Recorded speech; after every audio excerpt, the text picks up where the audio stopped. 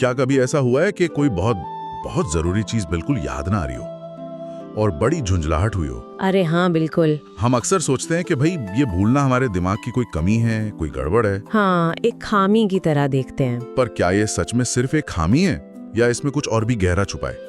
आज की हमारी बातचीत इसी दिलचस्प सवाल के इर्द गिर्द घूमेगी। बिल्कुल। आज हम भूलने के पीछे के विज्ञान और हाँ, यहाँ तक कि इसके दर्शन में भी थोड़ा झांकेंगे। अच्छा। हमारे पास जो स्रोत हैं वो बताते हैं कि हम कैसे और क्यों भूलते हैं, और ये प्रक्रिया उतनी सीधी नहीं है जितनी हमें लगती है। हाँ, मतलब इन स्रोतों से ये पता चलता है कि भूलना सिर्फ यादों का गायब हो जाना नहीं है, नहीं, बल्कि एक बहुत ही पेचीदा और शायद अक्सर जरूरी प्रक्रिया है। हाँ, जरूरी भी। हम देखेंगे कि विज्ञान इसके क्या कारण बताता है, इसके कुछ चौंकाने वाले फायदे क्या हैं, और हाँ, ये कब एक समस्या बन जाता है। और हम दमित यादों वाले उस विवादित विचार पर भी बात करेंगे। हाँ, उस पर भी। और वो जो सब कुछ याद रखने की अजीब सी हालत होती है ना, हाइपरथाइमेसिया, हाँ। उस पर भी बात करेंगे। और आखिर में एक साहित्यिक नजरिया भी देखेंगे। तो हमारा मकसद है ये समझना कि भूलना शायद दिमाग की कोई गलती नहीं, बल्कि उसका एक जरूरी काम है। बिल्कुल, यही समझने की कोशिश करेंगे न्यूरोसाइंस, साइकोलॉजी और साहित्य से मिली जानकारी के आधार पर। चलिए शुरू करते हैं। सबसे पहले तो ये भूलना होता क्या है, मतलब तकनीकी तौर पर। आसान भाषा में कहें तो भूलना वो है जब हम पहले से दिमाग में स्टोर की हुई जानकारी को वापस याद नहीं कर पाते। अच्छा। ये उस चीज से अलग है जब हमने जानकारी को शुरू में ही ठीक से अपने दिमाग में बिठाया न हो, मतलब इनकोड ही न किया हो। ये याद करने में आने वाली दिक्कत है। ओके, तो फिर हम भूलते क्यों हैं? क्या कारण है इसके पीछे? कई सिद्धांत हैं। एक सबसे पुराना और सीधा सा है ट्रेस क्षय या ट्रेस डीके। ट्रेस क्षय? हाँ। इसका मतलब है कि जब हम कुछ सीखते हैं तो दिमाग में एक तरह का निशान या मेमोरी ट्रेस बनता है। अगर हम उस याद को बार बार इस्तेमाल न करें तो वक्त के साथ ये निशान धुंधला पड़ता जाता है, जैसे कोई पुरानी फोटो फीकी पड़ जाती है। समय यहाँ एक बड़ा फैक्टर है। मतलब इस्तेमाल करो या भूल जाओ वाली बात। यूज इट और लूज इट। काफी हद तक हाँ। फिर आता है इंटरफेरेंस। ये तब होता है जब मिलती जुलती यादें एक दूसरे के रास्ते में आ जाती हैं और कंफ्यूजन पैदा करती हैं। अच्छा। सोचिए, अगर किसी ने स्पेनिश सीखी है और फिर उससे मिलती जुलती इटालियन सीखने लगे, हाँ, तो हो सकता है कि वो स्पेनिश के शब्द भूलने लगे या मिक्स करने लगे। जितनी ज्यादा मिलती जुलती जानकारी होगी उतना ज्यादा इंटरफेरेंस होगा। हाँ, ये तो होता है। पुरानी चीजें नई चीजों की वजह से याद नहीं आती या नई चीजें पुरानी की वजह से। सही कहा। बिल्कुल। और एक और वजह है Q dependent forgetting. Q dependent मतलब संकेत। हाँ, कभी कभी याद तो दिमाग में होती है पर उसे बाहर निकालने के लिए सही ट्रिगर या संकेत नहीं मिलता। जैसे किसी का नाम याद करने की कोशिश करना और याद ना आना। हाँ। पर जैसे ही कोई उसका पहला अक्षर बताए फौरन याद आ जाना। वो अक्षर एक क्यू या संकेत का काम करता है। समझ गया। और जाहिर है कभी कभी दिमाग को चोट लगने या कोई बीमारी, अल्जाइमर जैसी। हाँ, वो जैविक कारण है, ऑर्गेनिक कॉजेस, जहाँ दिमाग को सीधे नुकसान पहुँचता है। पर जो बात मुझे सबसे ज्यादा चौंका रही है वो ये है कि क्या भूलना हमेशा ऐसे ही होता है, जैसे कोई चीज अपने आप खराब हो जाए, या हमारा दिमाग इसमें कुछ करता भी है? मतलब क्या दिमाग जानबूझकर भी भूलता है? हाँ, यही सबसे दिलचस्प मोड़ है इस कहानी में। नए शोध यही बताते हैं कि भूलना अक्सर एक सक्रिय यानी एक्टिव प्रक्रिया होती है। सक्रिय? हाँ, दिमाग खुद पुरानी या गैर जरूरी जानकारी को हटाता है। एक सिद्धांत है functional decay theory. Functional decay ये कहता है कि दिमाग पुरानी, अब काम की नहीं रही जानकारी को, जैसे किसी चीज की पुरानी जगह, उसे सक्रिय रूप से दबाता या मिटाता है। हाँ, ताकि नई और सही जानकारी के लिए जगह बन सके और पुरानी जानकारी कंफ्यूजन पैदा ना करे। सक्रिय रूप से मिटाता है मतलब दिमाग खुद सफाई कर रहा है। हाँ, बिल्कुल। इससे आप दिमाग की हाउसकीपिंग समझ सकते हैं। अरे वाह। कुछ जानवरों पर हुए शोध में तो दिमाग में खास भूलने वाली कोशिकाएं और रास्ते भी पाए गए हैं जो सचमुच यादों को मिटाने का काम करते हैं। क्या बात। ये दिखाता है कि भूलने की क्षमता सिर्फ टूट फूट का नतीजा नहीं, बल्कि विकास के दौरान बनी एक जरूरी खूबी है। कमाल है। तो दिमाग सिर्फ यादें बनाता ही नहीं, मिटाता भी है। हाँ। अच्छा, और ये पैटर्न सेपरेशन वाली बात क्या है? पैटर्न सेपरेशन का मतलब है दिमाग की वो काबिलियत जिससे वो मिलती जुलती यादों को अलग अलग और साफ रख पाता है, ताकि कंफ्यूजन ना हो। सोचिए, शुरुआत में दिमाग हर घटना को एक अलग साफ फोल्डर में रखता है। ठीक है। लेकिन वक्त के साथ वो यादें थोड़ी सामान्य हो जाती हैं, जनरलाइज्ड। मतलब हम घटना की मोटी मोटी बातें याद रखते हैं पर बारीकियां भूल जाते हैं। वो फोल्डर थोड़े धुंधले हो जाते हैं। हाँ, ये तो होता है। हमें याद रहता है कि हम छुट्टी पर कहाँ गए थे, पर शायद ये याद न रहे कि तीसरे दिन नाश्ते में क्या खाया था। बिल्कुल, और यही सामान्यीकरण पैटर्न सेपरेशन को कमजोर कर देता है। अब जब कोई नई मिलती जुलती घटना होती है तो दिमाग कंफ्यूज हो जाता है कि इसे किस पुराने धुंधले फोल्डर से मिलाएं, क्योंकि सब कुछ थोड़ा थोड़ा एक जैसा लगने लगता है। अच्छा। इससे इंटरफेरेंस का खतरा बढ़ जाता है, भले ही पुरानी याद पूरी तरह मिटी ना हो। अच्छा, तो अगर दिमाग सक्रिय रूप से भूलता है और ये एक विकसित खूबी है, तो इसके फायदे भी होंगे। आखिर क्यों जरूरी है भूलना? याद रखना तो हमेशा अच्छा माना जाता है ना। भूलना असल में हमारे विकास का एक जरूरी हिस्सा रहा है। सोचिए हमारे पूर्वजों के बारे में। उनके लिए ये जरूरी था कि वो याद रखें कि कौन से बेर खाने लायक हैं और कौन से जहरीले या शेर किस इलाके में ज्यादा मिलते हैं। सही बात। लेकिन उन्हें हर पेड़ का हर पत्ता या हर दिन का मौसम याद रखने की जरूरत नहीं थी। भूलने की क्षमता ने उन्हें गैर जरूरी जानकारी हटाकर जरूरी चीजों पर ध्यान देने में मदद की। अच्छा। जिससे उनके बचने और वंश बढ़ाने की संभावना बढ़ी। यानी ये सिर्फ जिंदा रहने के लिए नहीं, बल्कि हमारे दिमाग को ठीक रखने के लिए भी जरूरी है। बिल्कुल, इसे मानसिक स्वच्छता कह सकते हैं, मेंटल हाइजीन। ये एक तरह की फायदेमंद छटाई है। छटाई? खासकर बुरी या दर्दनाक यादों को थोड़ा धुंधला करना या भूल जाना हमारी भावनाओं को नियंत्रित करने के लिए, इमोशन रेगुलेशन के लिए बहुत जरूरी है। अगर हर दुख, हर तकलीफ हमेशा ताजा बनी रहे तो खुश रहना और रोजमर्रा के काम करना बहुत मुश्किल हो जाएगा। हाँ, ये बात तो समझ आती है। जिंदगी जीना दूभर हो जाएगा अगर हर बुरी याद का बोझ ढोते रहे। और क्या फायदे हैं इसके? हमारी सोच समझ की क्षमता, कॉग्निटिव एफिशिएंसी के लिए भी भूलना जरूरी है। हमारी वर्किंग मेमोरी, यानी वो दिमागी हिस्सा जो हम तात्कालिक कामों के लिए इस्तेमाल करते हैं, उसकी क्षमता सीमित है। अच्छा। अगर हम हर छोटी मोटी बात जैसे कोई वन टाइम पासवर्ड, OTP या किसी का अस्थायी फोन नंबर याद रखने की कोशिश करेंगे तो हमारे दिमाग फालतू में भर जाएगा और जरूरी चीजों के लिए जगह कम बचेगी। शायद इसीलिए हम चीजें लिख लेते हैं या फोन में सेव कर लेते हैं। लिस्ट बनाना, नोट्स लेना, ये सब। हाँ, इसे संज्ञानात्मक ऑफलोडिंग कहते हैं, कॉग्निटिव ऑफलोडिंग। हम अपने दिमाग का बोझ कम करने के लिए बाहरी चीजों का सहारा लेते हैं। अच्छा। इससे हमारी वर्किंग मेमोरी पर दबाव कम होता है और हमारे दिमागी संसाधन ज्यादा मुश्किल कामों के लिए, जैसे कुछ नया सोचना, प्रॉब्लम सॉल्व करना या कुछ रचनात्मक करने के लिए आजाद हो जाते हैं। तो एक तरह से ठीक से भूल पाना हमें ज्यादा स्मार्ट और क्रिएटिव बनने में मदद करता है।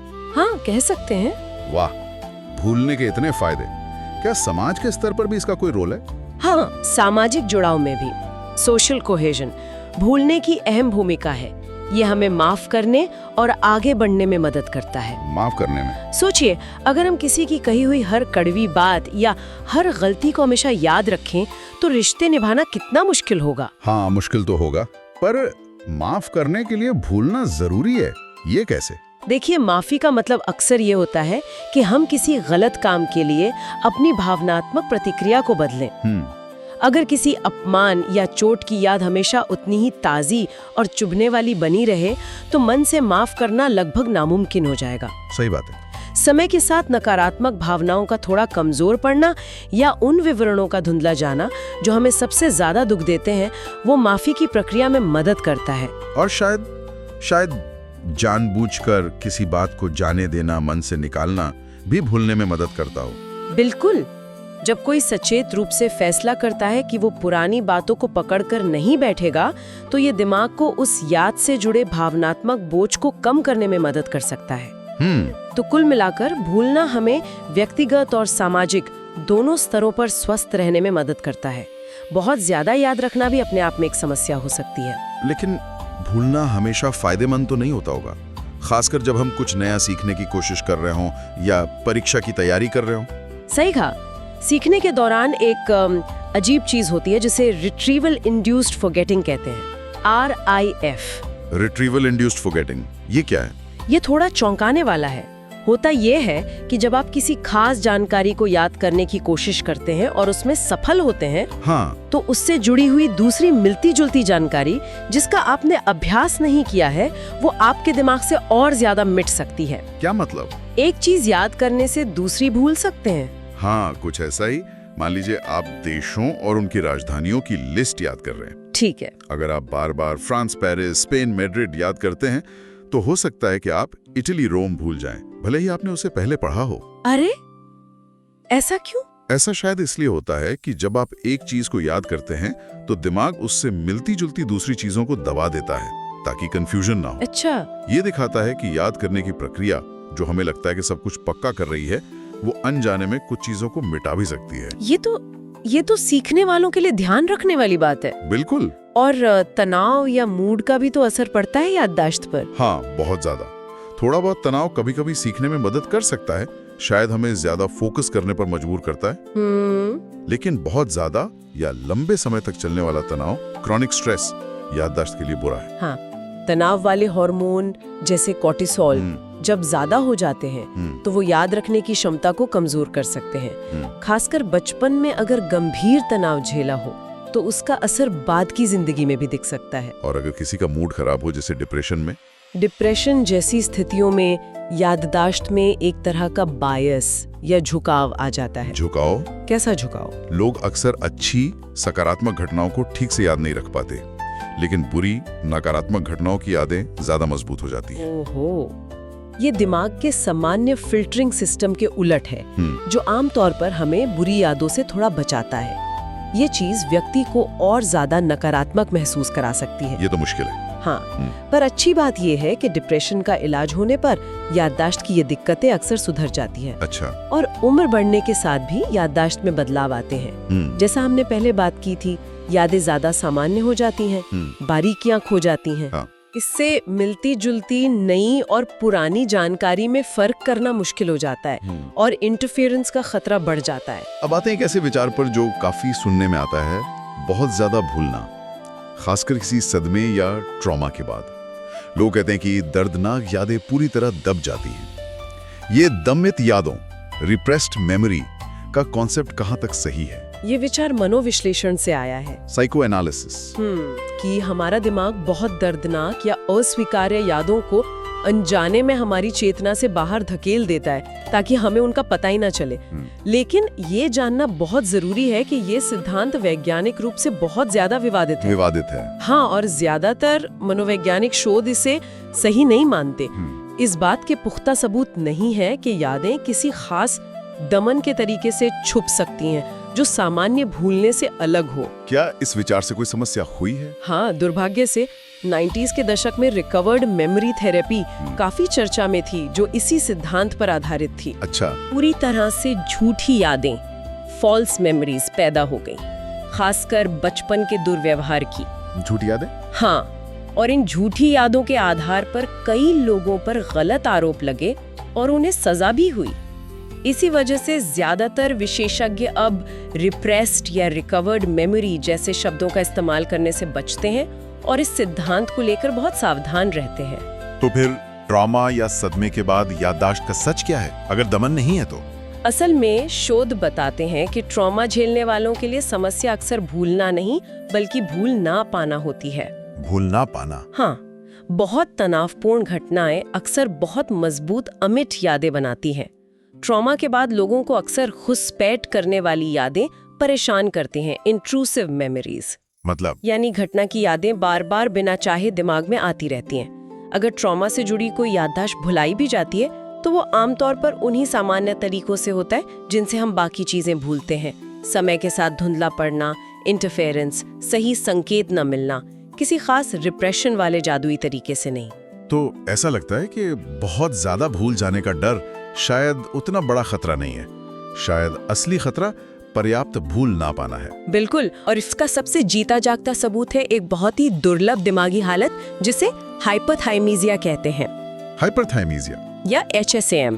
HSAM, हाँ, हाईली सुपीरियर ऑटोबायोग्राफिकल मेमोरी। हाँ, इन लोगों को अपनी जिंदगी की लगभग हर घटना, हर दिन का विवरण, तारीखों और उस समय महसूस हुई भावनाओं के साथ याद रहता है। हर चीज याद रहना, ये तो सुनने में किसी सुपर पावर जैसा लगता है। सुनने में जरूर लगता है, लेकिन जिन लोगों को HSAM है उनके अनुभव बताते हैं कि ये कोई वरदान नहीं बल्कि बोझ ज्यादा है। बोझ कैसे? पहली बात, यादें बिना बुलाए अपने आप दिमाग में उमड़ती रहती हैं। किसी तारीख के बारे में सोचने भर से उस दिन की सारी यादें ताज़ा हो जाती हैं। ओहो। इससे लगातार ध्यान भटकता है, दिमाग में हमेशा एक भीड़ सी महसूस होती है और बहुत ज्यादा मानसिक थकान होती है। और अगर कोई बुरी याद हो तो? यही दूसरी बड़ी मुश्किल है, वो अपनी यादों को फिल्टर नहीं कर पाते। अगर कोई दुखद या दर्दनाक घटना हुई है तो उन्हें उन भावनाओं को बार बार पूरी शिद्दत से जीना पड़ता है।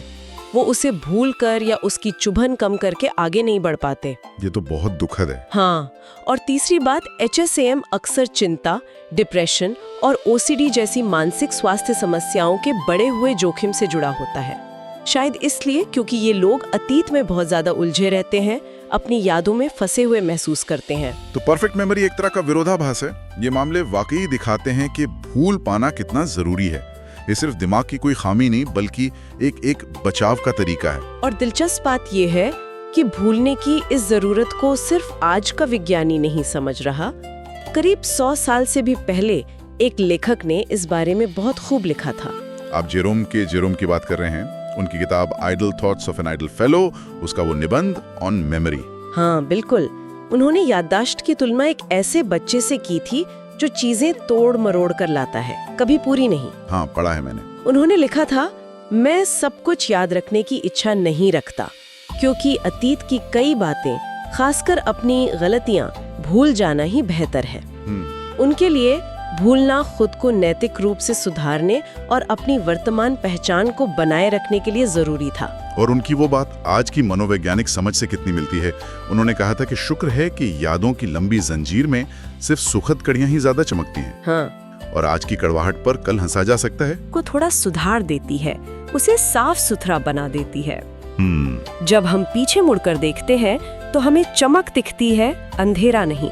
उन्होंने बहुत खूबसूरत रूपक इस्तेमाल किए थे कि अतीत की उबड़ खाबड़ राह पीछे देखने पर सुंदर लगती है। जहां हम नुकीले पत्थरों को नजरअंदाज करके रास्ते के किनारे लगे गुलाबों पर ध्यान देते हैं। और जो मजबूत कांटे हमें चुभे थे वे दूर से हवा में लहराते कोमल तिनके लगते हैं। ये साहित्यिक नजर बताती है कि कैसे याददाश्त समय के साथ बुरे अनुभवों की भावनात्मक चुभन को कम कर देती है। हाँ। जेरोम की ये समझ जो उन्होंने बिना किसी वैज्ञानिक प्रयोग के हासिल की थी, आज की हमारी समझ को और पुख्ता करती है। तो आज की इस पूरी बातचीत से ये साफ है कि भूलना दिमाग की कोई गड़बड़ी या खामी नहीं है। बिल्कुल नहीं, बल्कि एक सक्रिय, सोची समझी और विकास के दौरान बनी प्रक्रिया है। ये हमारे मानसिक स्वास्थ्य, हमारी सोच समझ की क्षमता और यहाँ तक कि हमारे सामाजिक जीवन के लिए भी जरूरी है। हाँ, हमने इसके अलग अलग तरीकों को समझा, कैसे यादें धुंधली पड़ती हैं, कैसे एक दूसरे में उलझती हैं और कैसे दिमाग खुद भी सफाई करता है।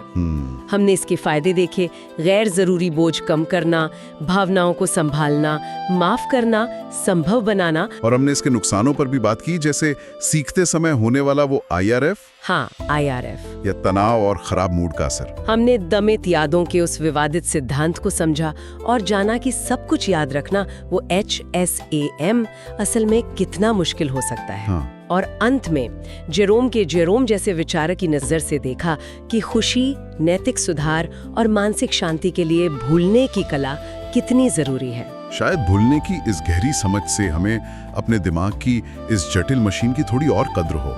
रोजमर्रा में जब हम कुछ भूल जाते हैं तो शायद झुंझुलाने की बजाय ये सोच सकते हैं कि भाई ज्यादातर मौकों पर दिमाग वही कर रहा है जो उसे करना चाहिए, अपना काम। हाँ, ये सोचने का एक बिल्कुल नया नजरिया देता है। मन की ये जरूरी खामोशी शायद उसका सबसे बड़ा बचाव है। और यहाँ एक आखिरी सवाल छोड़ जाते हैं सोचने के लिए। अगर भूलना कुछ हद तक एक सक्रिय प्रक्रिया है जिसे दिमाग नियंत्रित करता है और ये हमें नकारात्मक या गैर जरूरी चीजों से पीछा छुड़ाने में मदद करता है, तो क्या हम कभी जानबूझकर फायदेमंद तरीके से भूलने की कला सीख सकते हैं या सीखनी चाहिए? अच्छा सवाल है। सिर्फ जाने दो कहने से आगे बढ़कर ये कैसा दिख सकता है, इस पर जरूर सोचिएगा।